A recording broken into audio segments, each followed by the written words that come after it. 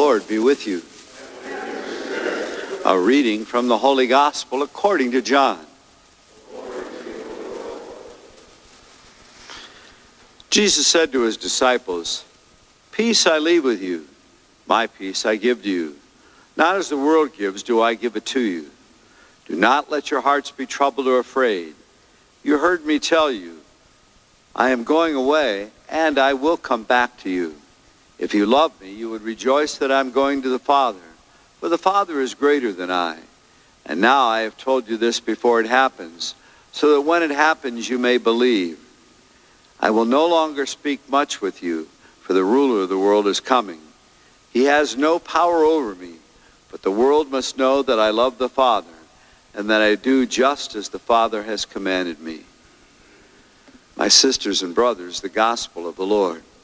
Praise to you, Lord Jesus Christ.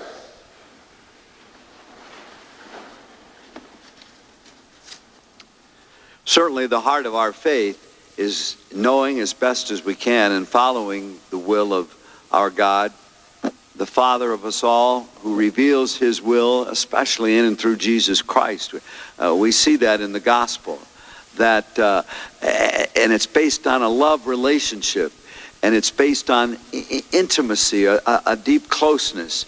And it reminds us in our everyday lives to come to a deeper sense of prayer.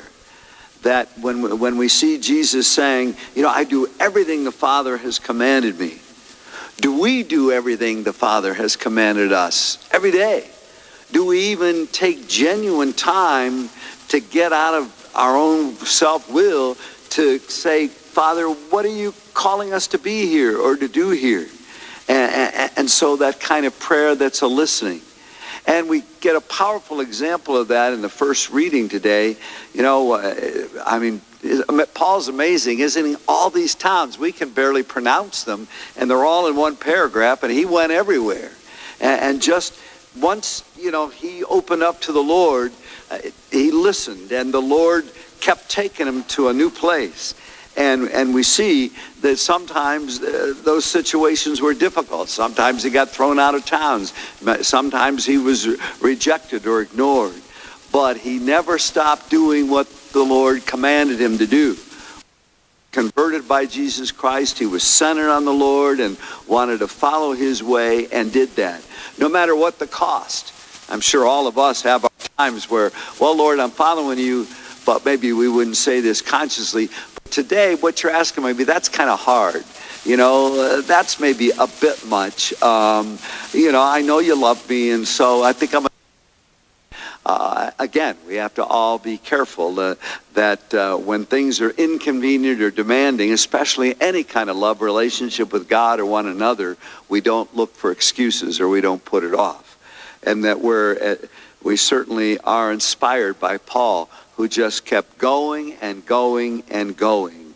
And then I like this last line in the first reading today, that finally when they get to the one community in Antioch, it says, "Then they spent no little time with the disciples."